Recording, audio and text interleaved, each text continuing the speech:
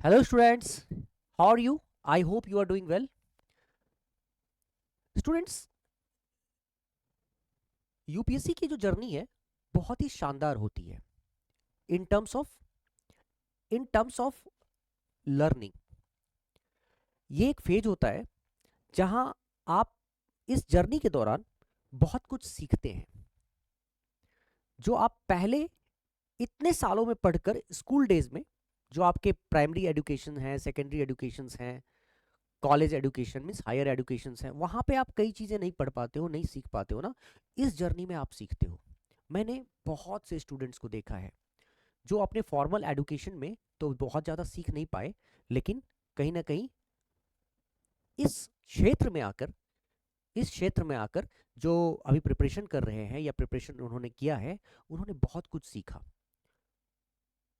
बहुत कुछ जो नॉलेज है उसको गेन किया, और लाइफ का भी बहुत सारा जो नॉलेज है उनको मिला, और आगे चलकर उनका पर्पस सॉल्व हुआ। तो कहीं ना कहीं जब आप तैयारी कर रहे होते हैं यूपीएससी जैसे एग्जाम्स की, बड़ा एग्जाम्स है, बड़ा सिलेबस है, ठीक है, आपको बड़ा दिल रखकर तैयारी करना होगा। इतना आसान नहीं होगा। जर्नी तो मुश्किल है, मानता हूं, लेकिन जर्नी मुश्किल से मुश्किल जर्नी को हम बहुत ही अच्छे तरीके से कवर कर सकते हैं, बहुत ही अच्छे तरीके से संपन्न कर सकते हैं, वहाँ पहुँच सकते हैं, अपनी मंजिल तक पहुँच सकते हैं, अगर उसको हम इंजॉय करें तो। ठीक है, जर्नी जॉयफुल हो तो, मतलब हम डायरेक्ट मंजिल की ओर देखते रहेंगे ना, तो जर्नी का आनंद ही नहीं आएगा। तो आपको मैं बस इस इन सब चीज़ों के ऊपर हम लोग बात करते रहेंगे कि हमारी तैयारी क्या हो यूपीएससी को लेकर। हम बहुत सारी बातें हैं, मेरे मन में बहुत सारी बातें हैं जो आप तक पहुंचनी चाहिए, आपके मन में बहुत सारी बातें होंगी जो आप मुझ तक पहुंचाओ। तो कहीं ना कहीं हमारी बातें चलती रहेंगी, और इस तरह से इस जर्नी का हम लुत्फ उठाएंगे।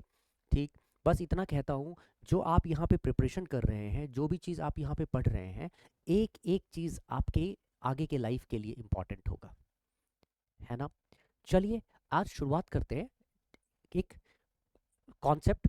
मैं हर बार कोई ना कोई ऐसा कॉन्सेप्ट उठाऊंगा जो ऐसा नहीं है कि आपने इससे पहले नहीं देखा होगा, आपने हो सकता है देखा हो, आपने हो सकता है किया हो। तो मैं ऐसे कॉन्सेप्ट उठाऊंगा जो हमारे एग्जाम्स में पूछे गए हैं, जो हमारे एग्जाम्स में पूछे जा सकते हैं, एक्सपेक्टेड हैं, जो कोई और एग्जाम्स में पूछे गए हों। तो ऐसे ऐसे क्वेश्चंस अगर उठाऊंगा ना, तो आपको बहुत मज़ा आएगा, क्योंकि मैं एग्जाम से रिलेटेड जो एग्जाम्स में आया हुआ है वो तो उठाऊंगा ही, और कई बार उस कॉन्सेप्ट के ऊपर जो एक्सपेक्टेड हो सकता है क्वेश्चन, उनको भी कराऊंगा।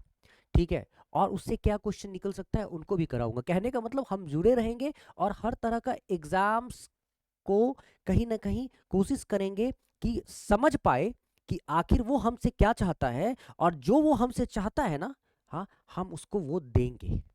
ठीक है, हम उसको वो देंगे, हम वैसा बन के दिखाएंगे, है ना। चलो देखो, अब ये है क्वेश्चन। इस तरह का मैंने क्वेश्चन चूज किया, बहुत ज़्यादा टाइम नहीं लगेगा, लेकिन थोड़ा सा मैं आपको समझा दूं ऐसे क्वेश्चंस को टैकल एग्जाम में कैसे करना है। ये क्वेश्चन आया था हमारा यूपीएससी सीसैट में। ठीक है, अब इस क्वेश्चन को वैसे तो बहुत सारे तरीके हो सकते हैं, लेकिन उसमें सबसे बढ़िया एक तरीका होता है, आपने अर्थमेटिक प्रोग्रेशन को का नाम सुना होगा। अच्छा, अर्थमेटिक प्रोग्रेशन में थोड़ा सा मैं आपको हिंट कर दूं। अर्थमेटिक प्रोग्रेशन में क्या होता है कि अगर आप सम ऑफ एन टर्म्स निकालते हो, जैसे मान लो कि आप लिखते हो पहला टर्म है ए, दूसरा टर्म है ए प्लस डी, तीसरा टर्म है ए प्लस टू डी।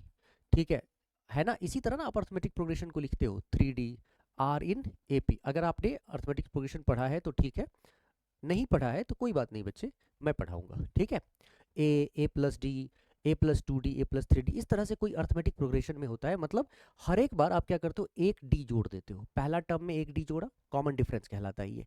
उसके बाद वाले टर्म में एक और डी जोड़ा तो ए प्लस टू डी हो गया। ठीक है, थर्ड टर्म में ए प्लस टू डी। इस तरह से क्या होता है, दो फॉर्मूला अर्थमेटिक प्रोग्रेशन में जो हम लोगों के काम आता है, उसमें से एक फॉर्मूला है कि इसी तरह चलते चलते अगर एन टर्म, मतलब कोई भी ऐसे नंबर ऑफ टर्म्स तक हमें पहुंचना है, तो एन टर्म का एक फॉर्मूला होता है। और एन टर्म का फॉर्मूला क्या होता है, पहला टर्म हम उठाते हैं A plus N minus one D.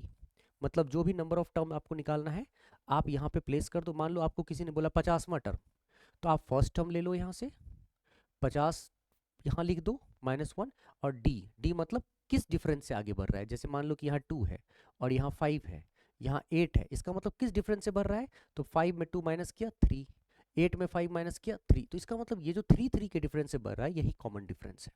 ठीक है, अब इसी का सम ऑफ एन टर्म्स, जब हम इन सब को मान लो ये पूरा का पूरा एपी में है और इसको इसको हम इसका सम फाइंड आउट करना चाहते हैं, इसको जोड़ना चाहते हैं, तो हम क्या करेंगे इस केस में सम ऑफ एन टर्म्स के लिए देयर आर टू फॉर्मूले।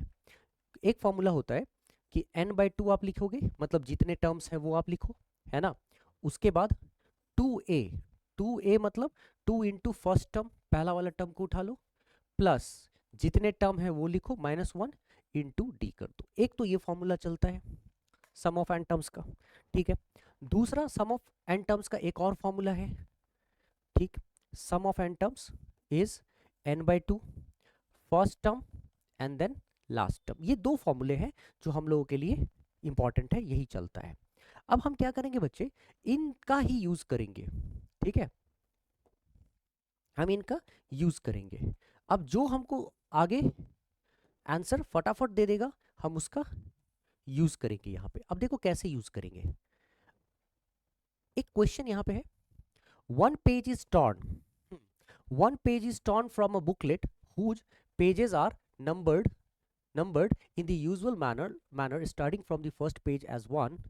The sum of the numbers on remaining pages is 195. The torn page contains which of the following numbers? देखो बेटा, एक सिंपल सा चीज है, एक किताब है हमारे पास, ये एक किताब है, ठीक है। इसका पेज का नंबर 1 से शुरू होता है, 1 2, ठीक है। अब ऐसे है, पहला पेज 1 है, दूसरा, तीसरा, चौथा, पांचवा, ऐसे करके छठा, सातवां, ऐसे है। अब बीच में से मान लो, ठीक है, ये पेज मैंने निकाल लिया, फाड़ दिया, हटा दिया, तो जैसे ही मैंने ये पेज फाड़ा तो 8 नंबर का पेज चला गया। मान लो जैसे ही मैंने फाड़ा 8 नंबर इधर से गया, 9 नंबर इधर से गया, तो 8 चला गया और 9 चला गया, ठीक है। अब इस सवाल में कहता है कि इस बुकलेट से एक पेज फट गया, ठीक है, पूरा बुकलेट है उसमें से एक पेज फट गया, और एक पेज फटने के बाद sum of the numbers on remaining pages, तो उस एक पेज में जो नंबर्स हैं उसको हटा देते हैं, और जो रिमेनिंग पेजेस बचते हैं उन सबको जब मैं जोड़ूंगा तो जोड़ने पे उसका पूरा का पूरा सम जो योग है 195 195 आना चाहिए। तो torn page contents which of the following numbers, तो वो जो पेज फटा है ना, वो पेज कौन कौन से नंबर का पेज था, ये है क्वेश्चन। अब मैं क्या करूंगा, इस क्वेश्चन को सॉल्व करने के लिए ये बात तो कंफर्म है कि पेज नंबर कहां से शुरू हुआ होगा, पेज नंबर शुरू हुआ होगा 1 2 3 4, ऐसे पहला पेज, दूसरा पेज, तीसरा पेज, चौथा पेज, मतलब पेज नहीं, पहले पेज का पहला, मतलब पहला पेज को ऐसे करोगे, दूसरे पेज को 2 अगर लिखेंगे क्योंकि वहां पे 2 लिखा हुआ है, तीसरे पेज पे 3, चौथे पेज 4, ऐसे करके मान लो एक पेज हटाया, तो एक पेज अगर हटाया होगा तो 2 नंबर्स हट गए होंगे ना। सपोज इससे आगे वाला पेज हटा दिया, तो इससे आगे वाला पेज हटाया तो 5 और 6 2 नंबर्स हट गए ना, या उसके आगे वाला हटाएंगे तो 7 और 8 हट जाएगा। कहने का मतलब ये हुआ कि जब आप एक पेज हटाओगे तो कंजिक्यूटिवली जो नंबर्स चल रहा है ना, उसमें से आप 2 नंबर्स हट जाएगा। और ये एक सम है, 1 + 2 + 3 + 4, ऐसे करते करते करते करते कितने पेजेस हैं ये हमें नहीं पता, लेकिन एक बात हमें पता है कि जब इसको जोड़ा गया ना, वो पेज हटने के बाद, ये जो एक पेज है वो हटने के बाद उस पेज पे जो 2 नंबर्स अपीयर हो रहे थे वो हट गया, तो इसका पूरा का पूरा सम आया है कितना कितना 195। और हमें ये बात अच्छे से पता है कि जब हम इसको पहला टर्म लेते हैं a = 1, ठीक है, a = 1 हम पहला टर्म लेंगे, ठीक है,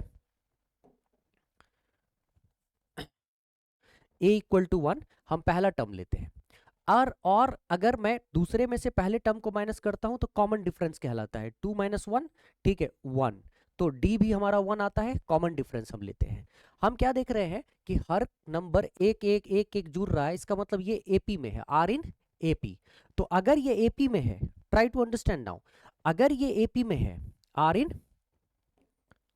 इन एपी, तो एपी में अगर है तो एक बात तो कंफर्म है कि ये सब जोड़कर 195 आया, ठीक है, तो कहीं ना कहीं सम का जब मैं फॉर्मूला लगाऊंगा यहाँ सम ऑफ एन टर्म्स का, सम ऑफ एन टर्म्स में, तो अब सम ऑफ एन टर्म्स के दो फॉर्मूले थे हमारे पास। एक तो था n/2 2a plus n minus 1d, n मतलब जिस टर्म तक की आप बात कर रहे हो, और दूसरा n/2 a प्लस l। अब यहाँ n/2 ये फॉर्मूला, सेकेंड वाला फॉर्मूला क्यों नहीं लगाएंगे?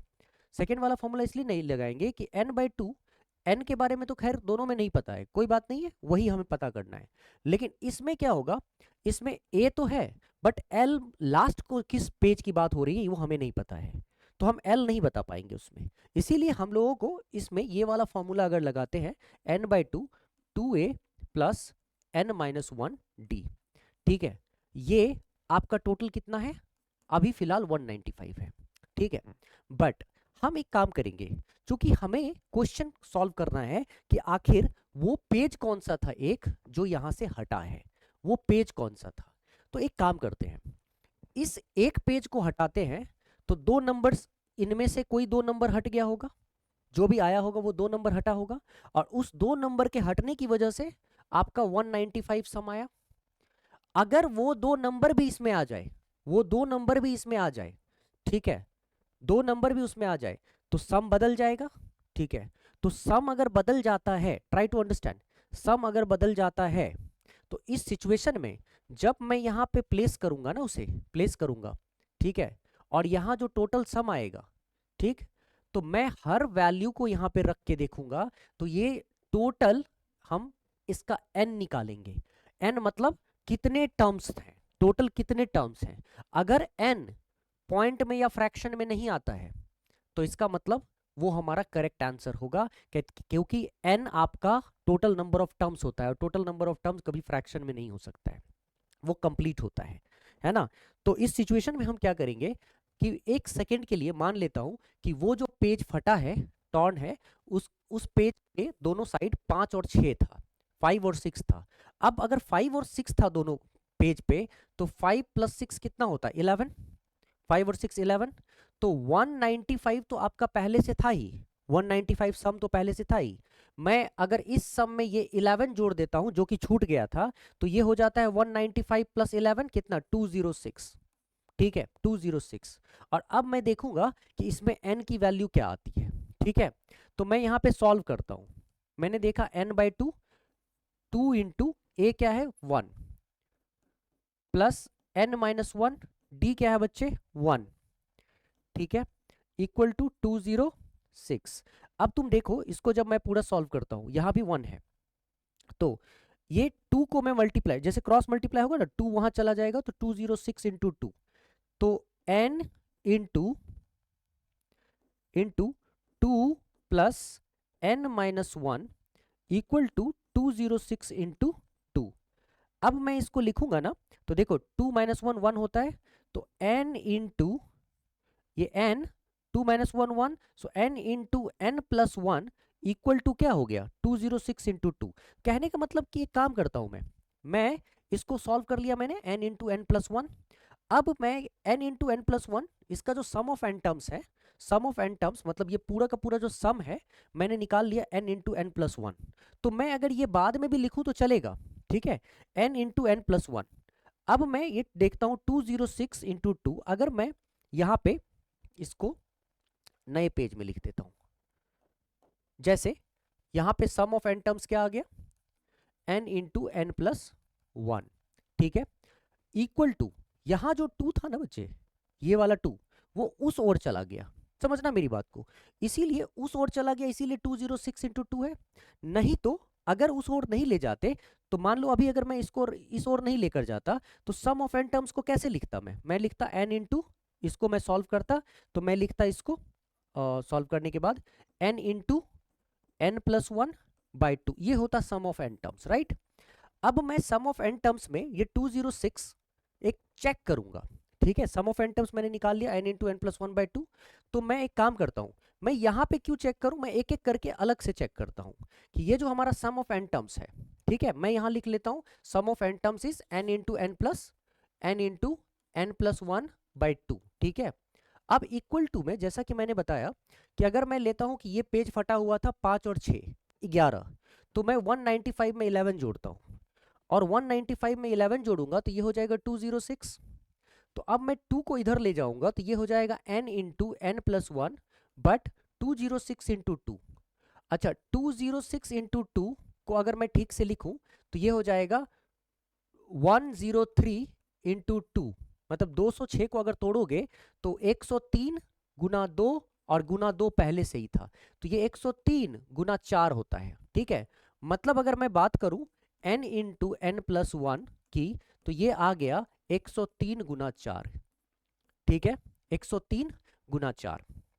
अब 103 गुना 4 है, लेकिन यहां पे जो आपको n दिख रहा है n, ठीक है, ये product of two consecutive number है, मतलब ये चाहिए n into n plus one.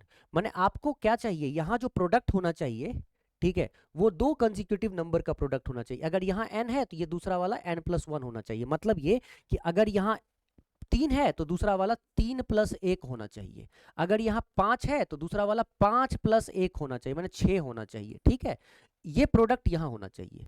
अब मैं क्या देख रहा हूँ, 103 गुना 4 को किसी भी तरह से तोड़ के, क्योंकि 103 में भी प्राइम नंबर हो सकता है ना, तो 103 एक्चुअली 103 एक प्राइम नंबर ही है।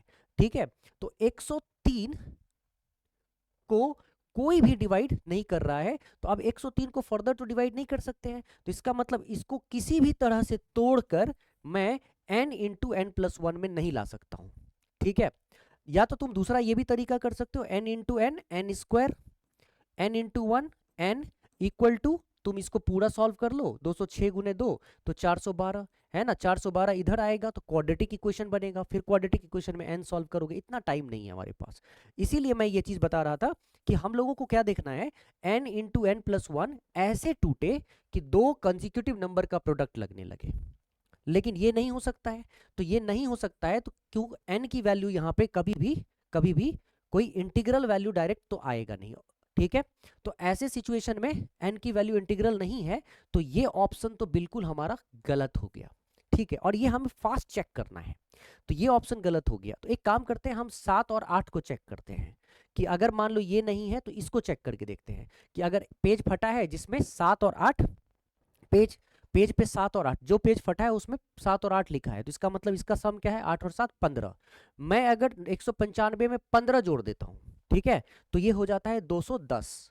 तो अगर मैं सम ऑफ एन टर्म्स जो मैंने पहले लिया था 206, 195 में 11 जोड़ा था, अब मैं जोड़ूंगा 195 में क्या, यहां पे तो समझ में आ गया कि ये गलत है, तो अब 195 में मैं क्या जोड़ूंगा, मैं जोड़ूंगा 195 में 8 और 7 15, तो 195 में मैं 15 जोड़ता हूं तो ये होता है 210। ठीक है, और अगर ये 210 होता है तो 2 से गुना हो जाएगा, तो 210 गुना 2, और 210 गुना 2 में एक काम करो, ये वाला जो जीरो है ना, ये मैं इस पे डाल देता हूं। ठीक है, तो ये हो जाएगा 20 और ये हो जाएगा 21, तो मैं इसको लिखूंगा 20 गुना 21। और जैसे ही मैं 20 गुना 21 लिखूंगा तो मैं क्या देखूंगा कि n into n plus one ये प्रोडक्ट होना चाहिए, लगातार संख्याओं का गुना होना चाहिए, तो ये भी तो लगातार संख्याओं का गुना है। तो इसका मतलब अगर मैं n को मानूंगा 20 तो ये हो जाएगा 20 प्लस 1, ठीक है, 21 n प्लस वन, तो इसका मतलब n यहाँ पे कितना आ गया, 20। तो अगर n 20 आया और 20 एक इंटीग्रल वैल्यू है तो कंफर्म है कि ये 7 और 8 जो पेज फटा है ना उस पे जरूर 7 और 8 ही था, इसीलिए B will be the correct answer. ठीक है, कोई भी तुम करके देख लो, तुम्हारा इसी तरह से क्वेश्चन सॉल्व होगा। तो मैं इसमें कॉन्सेप्ट बता रहा हूँ, कॉन्सेप्ट के थ्रू ही चलना है हम लोगों को, इसीलिए अदरवाइज अगर इसे सॉल्व करना होता तो मैं यूं यूं यूं यूं सॉल्व करा के निकल जाता। कॉन्सेप्ट बहुत इंपॉर्टेंट है। आई थिंक अब इससे रिलेटेड कोई भी क्वेश्चन आएगा ना, कितना भी घुमा फिरा के, तो तुम जरूर कर लोगे। एक और क्वेश्चन करा ही देता हूँ, इसमें तुमको ज़्यादा कुछ करना नहीं है ना, ये इजी क्वेश्चन है, कई बार नंबर सिस्टम में देखते हैं तो कई बार कहीं और देखते हैं। ठीक है, तो इसमें अगर हम नहीं भी यूज करेंगे एपी तो भी सॉल्व होगा। क्या कहता है question, a printer numbers the pages of a book starting with 1 and uses 3089 digits in all, how many pages does the book have. कहने का मतलब कि एक प्रिंटर है, ठीक है, वो प्रिंट करता है, कैसे प्रिंट करता है, पहली बार 1 दबाता होगा, फिर 2 दबाता होगा, फिर 3, ऐसे करके 9 तक दबाता होगा। तो एक एक बार डिजिट, जैसे 1 किया तो एक बार दबा, 2 किया तो एक बार दबा, 3 किया तो एक बार दबा। तो ये कहता है कि जितनी बार स्टार्टिंग फ्रॉम विथ 1 ना, 1 से शुरू करके टोटल 3089 डिजिट्स का यूज किया गया, 3089 बार डिजिट का यूज किया गया। ठीक है, तो अगर मान लो कि इसमें how many pages does the book have, तो पूछा जा रहा है कि उस बुक में पेज कितने थे। तो भाई उस बुक में 1 से लेकर 9 तक जब लिखा होगा 9, तो सिंगल सिंगल पहले 1 2 3 4 5 6 7 8 9, ठीक है, 9 पेजेस हो गए। अब जो अगला पेज आएगा उस पे आप लिखोगे 10, 10 का मतलब 2 डिजिट, 10 का मतलब होता है 2 डिजिट।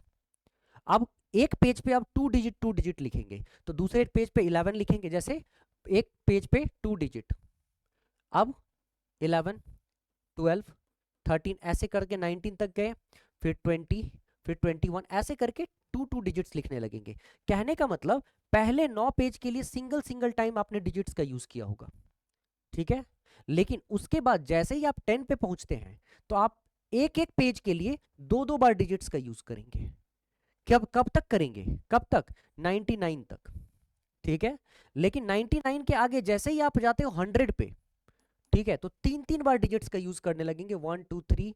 अब 101, 101, 102, 3 बार ये यूज किया, 3 बार ये किया, 3 बार ये किया, इस तरह से आप डिजिट्स का यूज करना शुरू करेंगे, ठीक है।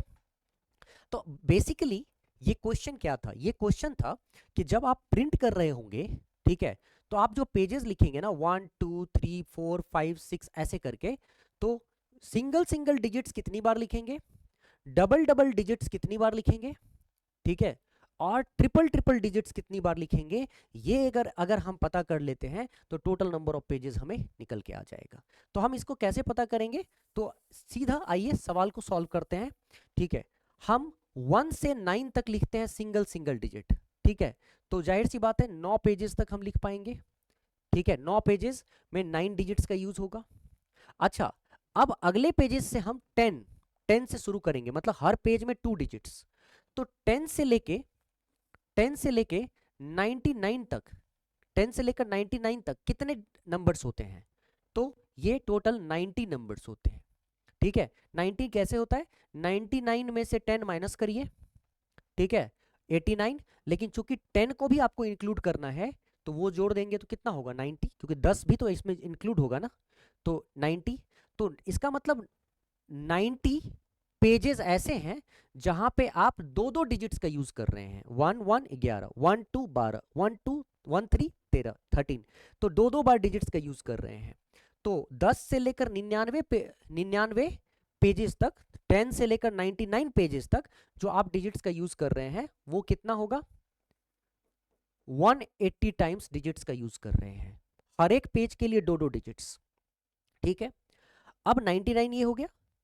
अब 3 डिजिट्स का जो अब अगले पेज में आएगा 100, फिर 101 पेज, 102 पेज, ऐसे करते करते 100 से लेके 999 कितने होते हैं, 999 माइनस 100 899, और 100 इंक्लूड हो गया तो 900, तो 900 पेजेस ऐसे होंगे, 900 पेजेस ऐसे होंगे, ठीक है, मतलब 100 से लेकर अगले 900 पेजेस तक, मींस 999 तक, जिसमें 3 डिजिट्स का यूज होगा, और 3 डिजिट्स का यूज होगा मतलब 900 इंटू 3 कितना होता है 2700, मतलब 2700 टाइम्स आप डिजिट्स का यूज करेंगे, ठीक है। अब आपको क्या करना है, आपने देखा सिंगल सिंगल डिजिट से जो आपने पेज प्रिंट किया वो था 9, डबल डबल डिजिट से जो प्रिंट किया वो था 180, ट्रिपल ट्रिपल डिजिट से जो प्ले किया वो 2700। मैं इन तीनों को एक बार जोड़ लेता हूं, क्योंकि अब तो जो नेक्स्ट आएगा वो 1000 से आएगा, और 1000 से कहां तक एक बार मुझे वो निकालना है, जैसे ही मैं वो निकालूंगा हमें आंसर मिल जाएगा, ठीक है, कि 1999 पेजेस तक तो है ही बुक में, इसमें पूछा जा रहा है कितने पेजेस है, तो 999 तक तो अभी समझ में आ गया कि है। अब उससे आगे कितना है, तो मुझे पता है कि उससे आगे जो भी होगा सब में 4 डिजिट्स होगा, मतलब 1000 से शुरू करेंगे और उससे आगे जितने भी होंगे उन सब में 4 डिजिट्स हैं, और टोटल कितनी बार डिजिट्स का यूज हुआ है 3089 टाइम्स। अब तक कितनी बार यूज हुआ है, तो जरा चेक करते हैं, 9 8 2882। अब तक कितनी बार हुआ है? 2889। मतलब टोटल हुआ है 3089, अब तक हुआ है 2889। तो मैं 3089 में से 89 में से 2089 को जैसे ही माइनस करूंगा तो मुझे मिल जाएगा 1000। सॉरी 8 है ना ये, आई एम सॉरी, 2889। तो मुझे मिल जाएगा 200। ठीक है, अब कितना मिला मुझे? 200। अब अगर ये 200 मिलेगा मुझे, तो इसका मतलब अब 200 टाइम्स डिजिट्स का यूज कर सकते हैं हम। तो 2889 टाइम्स तक तो मैं यूज कर ही चुका हूं 999 पेजेस तक बनाने में। अब 200 डिजिट्स, 200 टाइम्स मैं डिजिट्स का यूज करने वाला हूं। और हमें पता है कि हर एक पेज पे अब मैं चार चार डिजिट्स लिखूंगा। हर एक पेज पे मैं चार चार डिजिट्स लिखूंगा, और एक पेज पे हर एक पेज पे चार डिजिट्स लिखूंगा, और मैं मैक्सिमम अब 200 डिजिट्स ही यूज कर सकता हूं। तो इसका मतलब 200 को जैसे ही मैं चार से डिवाइड करूंगा तो इसका मतलब और 50 पेजेस में प्रिंट कर सकता हूं। ठीक है, और 50 पेजेस में प्रिंट कर सकता हूं। तो अब तक मैंने कितना पेज प्रिंट किया था? 999 पेज तक।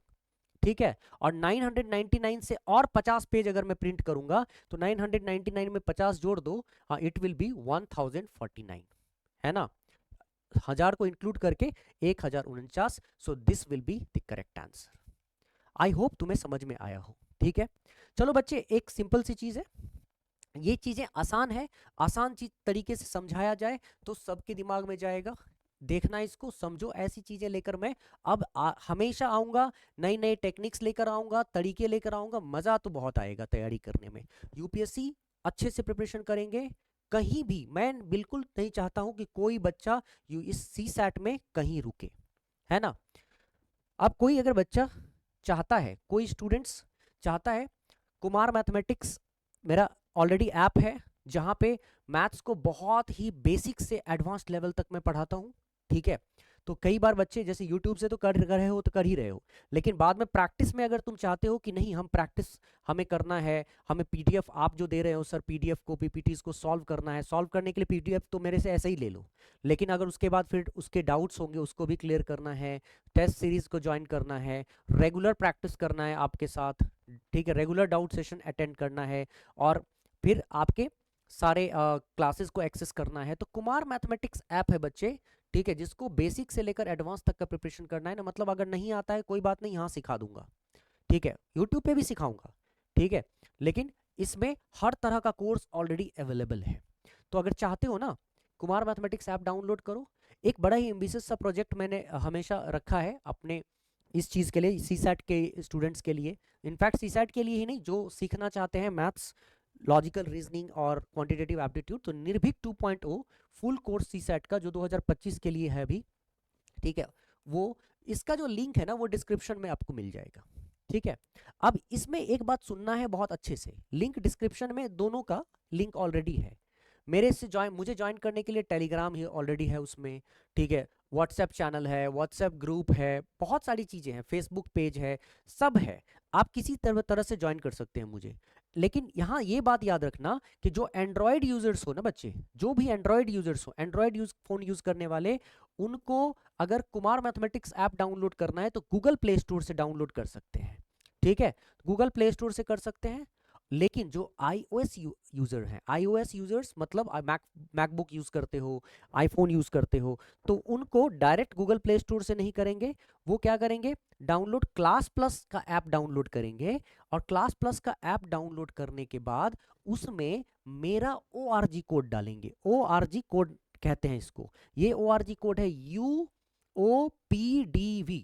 जैसे ही ये कोड डालोगे ना बच्चे, हाँ, अपने आप कुमार मैथमेटिक्स उसमें भी चलना शुरू हो जाएगा, और तुम कंटिन्यू कर सकते हो। तो यहाँ पे मैं थोड़ा फटाफट तुम्हें दिखा दूं, बहुत ही सिंपल है, कोई खास इसमें प्रॉब्लम नहीं होगी, देख लो। और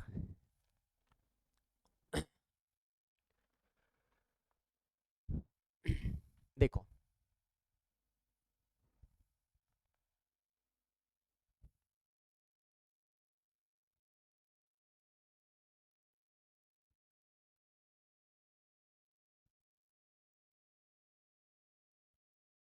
ठीक है, कोई सा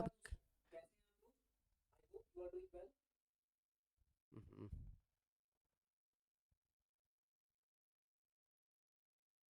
कोई सा भी खोल लो, परमुटेशन कॉम्बिनेशन का मैंने खोल के दिख, देखो इसमें तुमको दिख जाएगा सारा इंफॉर्मेशन है। ठीक है, Android users can download Kumar Mathematics app from Google Play Store and iOS users download Class Plus app and ORG code is UOPDV to run Kumar Mathematics app। तो अब कुमार मैथमेटिक्स ऐप का link है, जैसे ही तुम click करोगे ना, इसको click करो, देखो ये आ गया ना ऐप, तुम ऐप को इंस्टॉल कर सकते हो, फिर जाके उसमें आराम से देख सकते हो क्या क्या अवेलेबल है। किसी को डायरेक्ट निर्भीक 2.0 जाना है तो यहाँ पे है, उसको क्लिक कर सकता है सीधा निर्भीक 2.0 कोर्स में। उसके साथ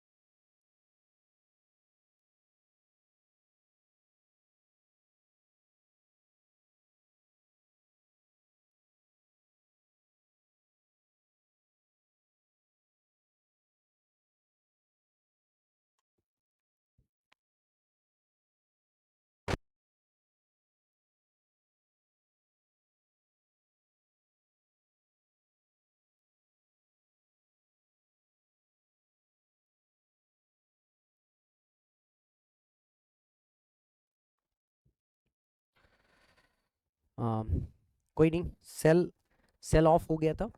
तो सारा इन्फॉर्मेशन मैंने दे दिया है, मुझे लगता है कि मेन बातें हो गई है। ये मैं इन्फॉर्मेशन दे रहा था अपने चैनल के बारे में। ठीक है, ये कुमार मैथमेटिक्स ऐप के बारे में, जैसे ही क्लिक करोगे पहुंच जाओगे तुम गूगल प्ले स्टोर पे।